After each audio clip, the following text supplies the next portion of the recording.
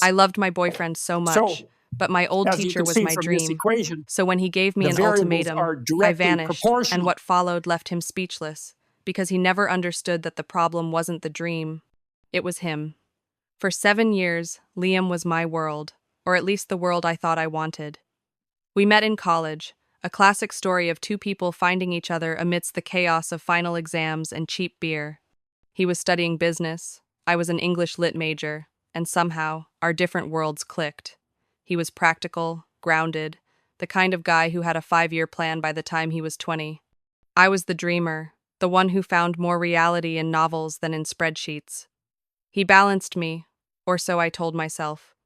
We built a life that looked perfect from the outside. We moved in together after graduation, adopted a rescue dog, and spent our weekends hiking or hosting game nights with our mutual friends. Liam was handsome, kind, and everyone adored him. My parents thought he was the best thing that ever happened to me, a steady force to anchor my creative, sometimes flighty, spirit. I loved him. I truly did. I loved the way he'd make me coffee in the morning without me having to ask, the way he'd listen patiently to my rants about character development in a book he had no interest in reading, the way his hand always found mine in a crowded room. He was my safe harbor, my comfort zone. But even in the safest harbors, the tide can pull you toward a distant shore you've only ever imagined. The shore, for me, had a name: Mr. Alistair Finch. He was my AP English teacher in my senior year of high school, a man who didn't just teach literature, he breathed it. He was the first person who saw the writer in me, who pushed me beyond simply reading the words to understanding the soul behind them. He was brilliant, with a dry wit and eyes that seemed to hold the weight of all the stories he'd ever read. He was in his late 30s back then, married, and completely unattainable. My crush on him was never scandalous. It was a quiet, reverent admiration. He was my intellectual ideal, a symbol of a life I yearned for, one filled with passion, art, and meaningful conversation. It was a harmless fantasy, a secret garden I tended to in the quiet corners of my mind. After graduation, the crush faded into a fond memory, but the ideal he represented remained. Every now and then, I'd think of him, wondering what he was doing, what he was reading. A few years ago, I found him on a professional networking site, a small, respectable profile listing his publications and academic achievements. I followed him, a silent, anonymous observer. It felt like keeping a little piece of that dream alive, a connection to the person I was before I became one half of Clara and Liam. Liam knew about him, of course. I'd mentioned my favorite teacher from high school, the one who inspired my major. He'd smiled, called it sweet, and never gave it a second thought. Why would he? He was the reality, the man I came home to every night. Mr. Finch was just a ghost from my past, a footnote in my life story. The problem is that ghosts have a way of making their presence known when you least expect it, and Liam, for all his practicality and 5-year plans, had no idea how to handle a haunting. The foundation of our perfect life began to crack on a Tuesday night. It was an evening like any other, or so it seemed. We were cleaning up after dinner, the familiar rhythm of our domestic life playing out in the clinking of plates and the running water. Liam was drying, and I was putting the dishes away. His phone buzzed on the counter, a notification from a social media app. He glanced at it, then did a double take. He picked up the phone, his brow furrowed in a way I'd never seen before. It was a group chat with his college buddies, a place for fantasy football trash talk and inappropriate memes. Someone had sent a screenshot. I couldn't see what it was from where I was standing, but the shift in his energy was immediate. The air grew thick, heavy with a tension that hadn't been there moments before. "What's this?" he asked, his voice flat. He turned the phone to me. It was a screenshot of a comment I had left on an article Alistair Finch had published online. The article was a dense, academic analysis of postmodern poetry, something I knew Liam would never read. My comment was simple, almost painfully earnest. A fascinating perspective, as always. Your insights continue to inspire. Ben, one of Liam's friends from the group chat, had added a comment below the screenshot. "Your girl is still crushing on her old teacher, dude?" My stomach twisted into a knot. It was so innocent, a throwaway comment on a public forum, yet seeing it through Liam's eyes, framed by his friend's mocking question, made it feel sordid. "It's nothing, Liam," I said, trying to keep my voice light. He was my favorite teacher, you know that. He posted an article, I read it, and I left a professional comment. Liam didn't look at me. He just kept staring at the phone, his thumb scrolling back, probably rereading my words, searching for some hidden meaning. Inspire? He repeated, the words sounding foreign and ugly coming from his mouth. What's he inspiring you to do, Clara? The question hung in the air, sharp and accusatory. This wasn't the Liam I knew. The Liam I knew was secure, logical. He would have laughed it off, teased me about being a teacher's pet. This man was a stranger, his face a mask of suspicion. He inspired me to major in English, I said, my voice quiet but firm. He's a big reason I have the job I have today. It's not that deep. He finally looked at me, and his eyes were cold. Isn't it? You follow him. You comment on his work. You talk about him like he's some kind of genius. It's weird, Clara. It's a 7-year relationship, and you're still pining after some guy from high school. Pining? The word felt like a slap. I had built a life with him, shared my dreams, my fears, my entire self with him. To have all of that reduced to the idea that I was pining for someone else was insulting. I am not pining, I said, my patience wearing thin. I admire him professionally. There's a difference. You admire your old boss, the one who gave you your start. Is that weird? That's different. He shot back. You don't get a dreamy look in your eye when you talk about him. You don't have this whole backstory with him. The argument spiraled from there. It was like a dam had broken, and all of his hidden insecurities came rushing out. He accused me of not being truly committed, of keeping one foot in a fantasy world instead of being fully present with him. He brought up times I'd been quiet or distant, reframing them not as normal moods but as evidence of my secret longing for another life, another man. I defended myself, but it was like talking to a brick wall. He had already tried and convicted me in his mind. The innocent ghost of Mr. Finch had been twisted into a homewrecker, and I was his willing accomplice. The night ended with him sleeping on the couch, a gesture so dramatic and unlike him that it felt like a scene from a bad movie. I lay in our bed, the space beside me, feeling vast and cold, and I realized with a sinking heart that the issue was no longer about a comment on an article. It was about trust. And for the first time in 7 years, I looked at our 5-year plan, our perfect life, and wondered if it was built on something as fragile as a house of cards, ready to collapse at the slightest breath of insecurity. The next few days were a masterclass in passive aggression. Liam was cold and distant, communicating in monosyllables. He'd leave for work before I woke up and come home late, claiming he was busy, but we both knew he was avoiding me. The warmth of our home had evaporated, replaced by a chilling silence. He was punishing me, waiting for me to break, to apologize profusely for a crime I hadn't committed. I tried to talk to him, to reason with him, but it was pointless. He saw my admiration for Alistair as a betrayal, a fundamental flaw in my commitment to him. His insecurity had become a virus, infecting every corner of our shared life. The breaking point came that Friday. I came home from work to find him sitting at the kitchen table, a bottle of whiskey, and 2 glasses in front of him. He looked like he'd aged 5 years in 3 days. We need to fix this, he said, his voice heavy. I sat down, a flicker of hope igniting within me. Maybe he'd come to his senses. Maybe the logical, rational Liam I loved was back. I was wrong. I can't live like this, Clara, he began, pouring a generous amount of whiskey into both glasses. I can't be with someone who's in love with a memory. I'm not in love with a memory, Liam, I said, the words tasting like ash in my mouth. I'm in love with you. He shook his head, a bitter smile on his lips. Are you? Or are you in love with the idea of me, the stability I provide, while you fantasize about your poet professor? He pushed a glass toward me. I ignored it. This is what I need from you, he said, his voice low and serious. I need you to prove it. I need you to block him, on every platform. I want you to write him a message, with me watching, and tell him that you're in a committed relationship and that you won't be contacting him or following his work anymore. I need to know you're choosing me, that you're choosing this life.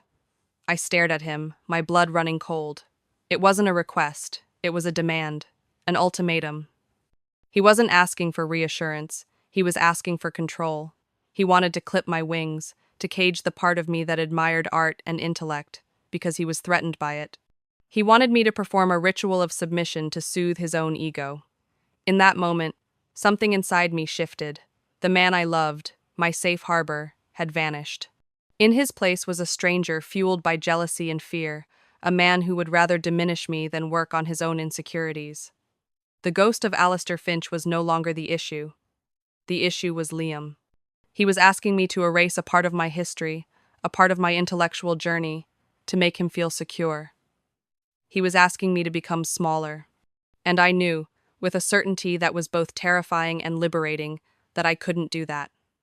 Not for him, not for anyone. I looked at him, at the whiskey, at the life we had built together, and I saw it for what it was, a beautiful cage. And I had no intention of staying inside. No, I said, my voice clear and steady. The word hung in the air between us, small but indestructible. Liam blinked, clearly not expecting that response. He thought he had me backed into a corner. He expected tears, apologies, a desperate scramble to make him happy. He did not expect defiance. No? He repeated, a mix of shock and anger in his voice. What do you mean, no? It's a simple request, Clara. It's about showing me that I'm your priority. My priority is not your insecurity, I replied, my calmness unsettling him further. You're not asking me to choose you over him. There is no him. You're asking me to choose your comfort over my own self-respect. You're asking me to apologize for having a mind of my own, for admiring someone who helped shape it. I won't do that. He stood up, his chair scraping loudly against the floor. So that's it? You're choosing some high school fantasy over 7 years of us? I'm choosing me, I said quietly. The me that existed before you. The me that has interests and inspirations that have nothing to do with you. The me you're trying to erase because you feel threatened. This isn't about him, Liam. This is about you. You're the one who's insecure. You're the one who's turning this into a crisis. You're the one who is breaking us. His face contorted with a rage I had never seen. You're unbelievable, he spat. You're throwing this all away for a ghost. Fine. If that's what you want, fine. He stormed out of the kitchen, slamming the bedroom door behind him. I sat there in the silence, the untouched whiskey gleaming under the lights. The house felt alien, the air thick with the wreckage of our relationship. There was no going back. His ultimatum hadn't been a request for reassurance. It was a test of his control, and I had failed it spectacularly. I didn't feel heartbroken. I felt awake, the quiet admiration for Mr. Finch had never been a threat to our relationship. Liam's reaction to it, however, was a threat to my very soul. That night, I didn't cry. I made a plan.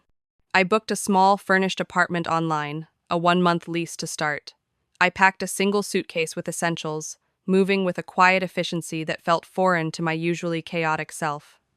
I wrote him a note, not an apology, but a statement. Liam, you asked me to choose. I choose the person I am when I'm not being asked to shrink myself. I will be back for the rest of my things later. Clara. I left it on the kitchen table, next to the bottle of whiskey. I took one last look at the life we had built, the photos on the fridge, the dog sleeping peacefully on his bed, and I felt a pang of sadness, not for the future we were losing, but for the beautiful illusion that had shattered. I walked out of that house and didn't look back. It was a silent vanishing, a quiet rebellion against a love that demanded I be less than who I was. The first week was a blur of logistics and adrenaline. I moved into the sterile, impersonal apartment, and it felt like a sanctuary. The silence was a balm. There were no expectations, no one to tiptoe around. I could be fully and completely myself.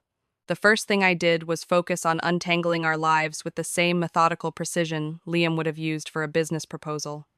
I opened a new bank account and transferred my half of our savings. I called the phone company and separated our lines. I went through every shared bill, every joint account, and systematically removed my name. Each action was a small act of liberation, a reclaiming of my independence. Liam, predictably, did not handle my departure with grace. His initial reaction was a barrage of texts. They started as confused and hurt. "Where are you? We can talk about this." Then quickly escalated to angry and accusatory. "You really did it. You just left.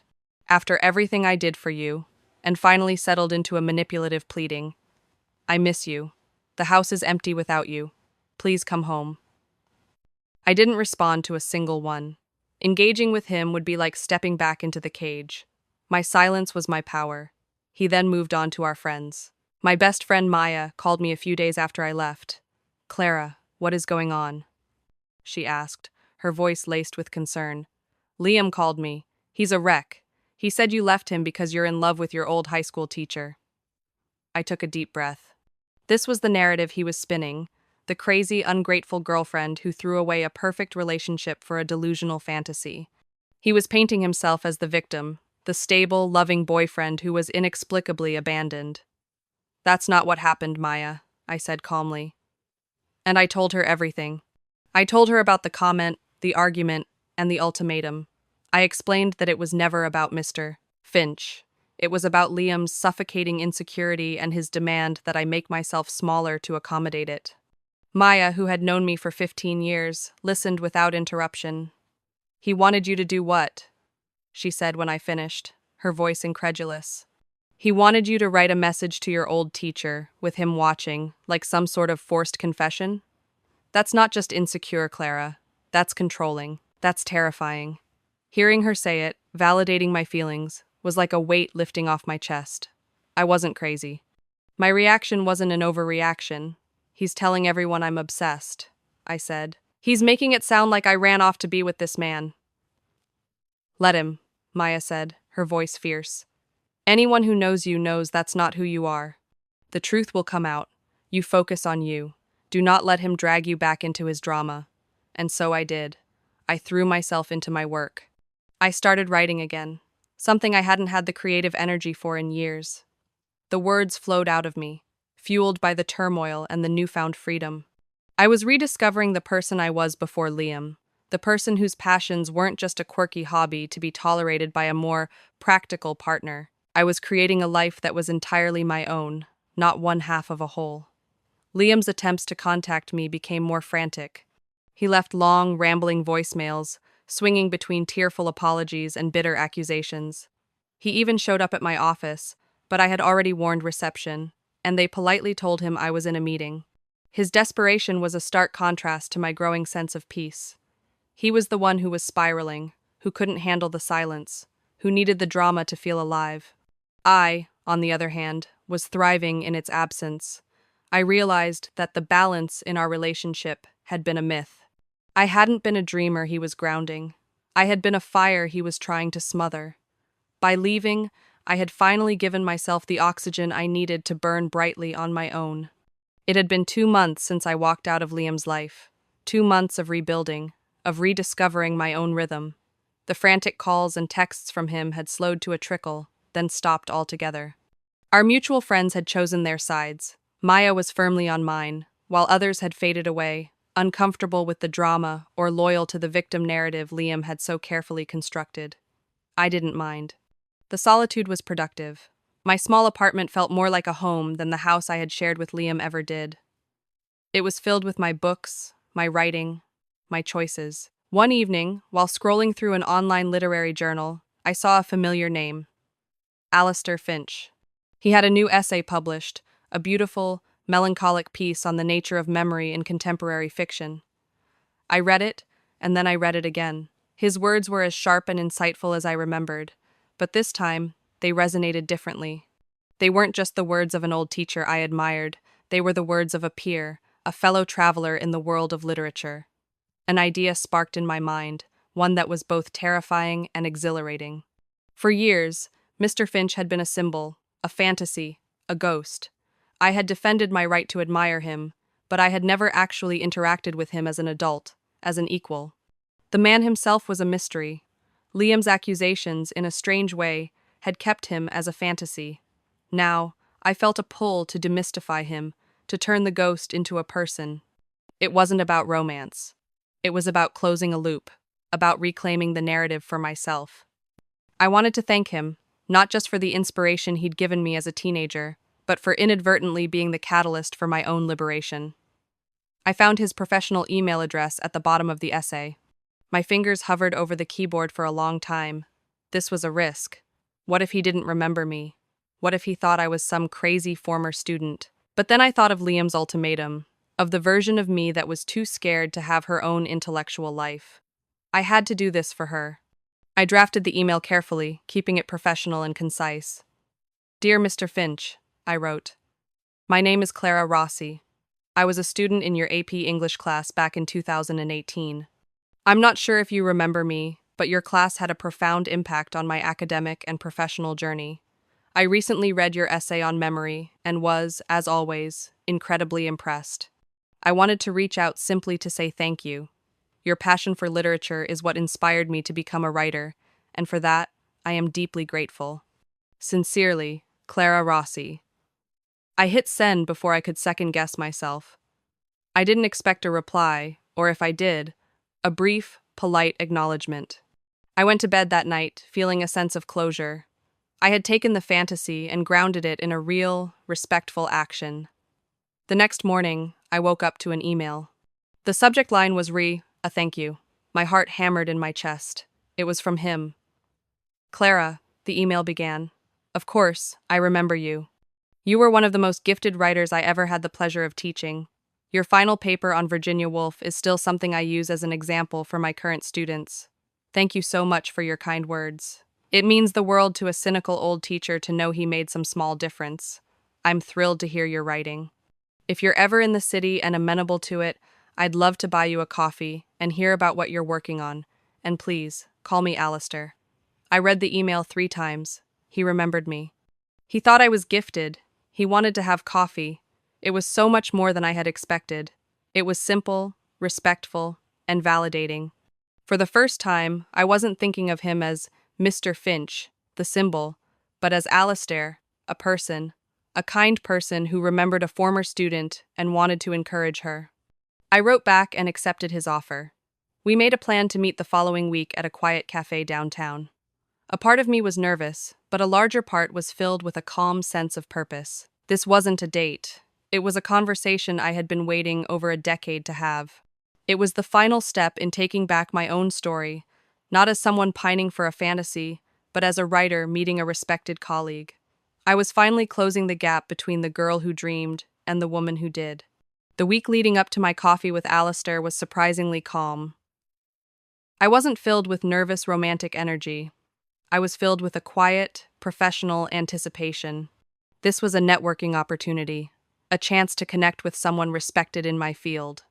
The fact that he was the subject of Liam's meltdown was merely an ironic footnote. I spent the week polishing a short story I'd been working on, thinking that if the conversation went well, I might ask if he'd be willing to look at it. I chose my outfit with care, not to impress him romantically, but to present myself as the person I had become, a confident, independent writer. I walked into the cafe and saw him sitting at a small table by the window. He looked older than I remembered, of course. There were lines around his eyes and threads of silver in his hair, but he had the same thoughtful, intelligent presence. He stood up when he saw me, a warm, genuine smile on his face. Clara, he said, extending a hand. It's so good to see you. Alistair, I replied, shaking his hand. Thank you for meeting me. The conversation flowed effortlessly. We talked about books, about the changing landscape of publishing, about the joys and frustrations of the writing process. He asked about my work, and he listened, truly listened, with an intensity that made me feel seen and respected. There was no awkwardness, no hint of the teacher-student dynamic. We were just 2 people who shared a passion. He told me about his own life. He had gotten divorced a few years back, his children were grown, and he was now focusing on his own writing. He was just a man, a talented and kind man, but a man nonetheless. The pedestal I had put him on as a teenager crumbled away, replaced by a foundation of mutual respect. He wasn't a fantasy anymore, he was real. As we were finishing our coffee, I took a chance. This might be too forward, I began, but I've been working on a short story. I know you're incredibly busy, but if you ever had a spare moment, I would be honored if you'd take a look. His smile widened. I would be delighted. Send it over whenever you're ready. We parted ways an hour later, promising to stay in touch. I walked out of that cafe feeling lighter than I had in years. The meeting had accomplished exactly what I had hoped. It had demystified the man and, in doing so, had solidified my own sense of self. The ghost was gone. My admiration was no longer a secret, shameful thing to be hidden away, but a professional connection I could be proud of. The irony was that Liam's paranoid fantasy had, in a way, pushed me to make it a reality, not a romantic reality, but something far more valuable. I had turned my dream into a real-life connection, all on my own terms. That evening, I emailed him my story. He replied the next day with detailed, insightful feedback that was both critical and encouraging. A professional correspondence had begun. I felt a profound sense of peace. I had faced the ghost and found a friend. I had no idea that my peaceful new reality was about to collide violently with Liam's chaotic, crumbling world. Liam found out about the coffee meeting, as I knew he eventually would in our interconnected world. A mutual acquaintance saw us and, either out of misplaced loyalty or a love for drama, reported the sighting back to him. The fallout was immediate and spectacular. My phone, which had been blissfully silent for weeks, exploded with a fury that dwarfed his previous efforts. It started with a single text. I knew it. Then came the deluge. Dozens of texts, one after another, a stream of consciousness filled with rage, betrayal, and self-pity. You were cheating on me the whole time. You lied to my face. You threw away 7 years for him. I can't believe I ever trusted you. You're a snake, Clara. A cold, calculating snake. Then came the voicemails. They were unhinged. He was crying in some, screaming in others. He accused me of orchestrating our entire breakup just so I could be with Alistair. He rewrote our history, painting me as a villain who had been plotting her escape for years. It was the desperate, frantic spiral of a man who had lost control and couldn't accept his own role in the narrative. I listened to one voicemail and deleted the rest. There was no point. It was the sound of a man drowning in his own insecurities, and I refused to be his life raft. The climax came 2 days later. I was leaving my apartment for work when I saw him. He was parked across the street, just sitting in his car, watching my building. My blood ran cold. This had crossed the line from pathetic to scary. This was stalking. I ignored him, got in my car, and drove to work, my hands shaking slightly. I thought about calling the police but hesitated. What would I say? That my ex-boyfriend was sitting in his car? I knew it wouldn't be enough. I just hoped it was a one-time, desperate act. It wasn't. He was there again that evening when I came home. This time, he got out of the car as I was walking toward my apartment building. "Clara!" he shouted, his voice echoing in the quiet street. I didn't stop. I kept walking, my keys clutched in my hand. "Clara, we need to talk," he said, jogging to catch up with me. He grabbed my arm. I flinched, pulling away from him. "Don't touch me, Liam," I said, my voice low and dangerous. "You need to leave." "Now, not until you talk to me," he said, his eyes wild. "You owe me that. You owe me an explanation." "I owe you nothing," I shot back, my fear turning to anger. "I gave you my explanation when I walked out that door. You were the one who refused to listen. You're the one who created this narrative in your head. This is on you." "On me?" he laughed, a bitter, ugly sound. "You're the one who met up with him. You're the one who cheated." "I had coffee with a professional acquaintance," I said, enunciating each word as if speaking to a child. "It happened 2 months after I left you. I didn't cheat on you, Liam. You drove me away with your paranoia and your controlling behavior. This scene, right here, this is exactly why I left. You are unhinged." A neighbor opened their door, peeking out to see what the commotion was about. Liam's face flushed with a mixture of anger and embarrassment. He lowered his voice, but the venom was still there. "I loved you, Clara. I would have given you everything. You wanted to own me, not love me," I said. "There's a difference. Now get away from my home before I call the police." His face crumpled. The rage gave way to a desperate, pleading look. "Please, Clara. Don't do this. I'm sorry. I'll change. I'll go to therapy. Whatever you want." But it was too late. The curtain had been pulled back, and I had seen the man behind it. His apologies weren't born of genuine remorse. They were born of desperation. He didn't want to change. He just wanted me back to stabilize his world. "Goodbye, Liam," I said, and walked into my building, locking the door firmly behind me. I went straight to my apartment, my heart pounding, and called the non-emergency police line to report the incident. I documented everything, the texts, the voicemails, him showing up at my home. I was building a case, protecting myself with the same methodical calm I had used to untangle our finances. He had made his choice, and I had made mine. He had chosen chaos. I had chosen peace. And I would protect that peace with everything I had. After the confrontation outside my apartment, I didn't hear from Liam directly, but the story of his downfall trickled back to me through the grapevine. He had fully committed to his role as the wronged victim, but his increasingly erratic behavior was starting to undermine his own narrative. He apparently had a meltdown at work, getting into a shouting match with a coworker, and was forced to take a leave of absence. He lost a significant amount of weight. Friends who had initially been sympathetic started to distance themselves, worn out by his obsessive rants about me and Alistair. He had become the chaos he accused me of creating, a self-fulfilling prophecy of his own making. Meanwhile, my life was moving in the opposite direction. My correspondence with Alistair had evolved into a genuine friendship. We exchanged drafts of our work, offering critiques and encouragement. We met for coffee every few weeks, our conversations a welcome island of intellectual stimulation. There was a spark between us, an undeniable chemistry, but we were both cautious, taking things slow. We were building a foundation of friendship and mutual respect first, something I had learned was non-negotiable. One afternoon, about a month after the incident at my apartment, Maya called me. "You are not going to believe this," she said, her voice a mixture of shock and dark amusement. "Liam showed up at my work." "What?" I said, sitting down. "He cornered me in the lobby," she explained. "He wanted me to give you a message. He wanted me to tell you that he's working on himself and that he knows he made mistakes. Then he started asking me questions about your teacher, what he looked like, how old he was. It was so creepy, Clara. He's not well." That was the moment I realized that my peace was conditional, that as long as he was spiraling, a part of me would always be looking over my shoulder. I decided to take a more definitive step.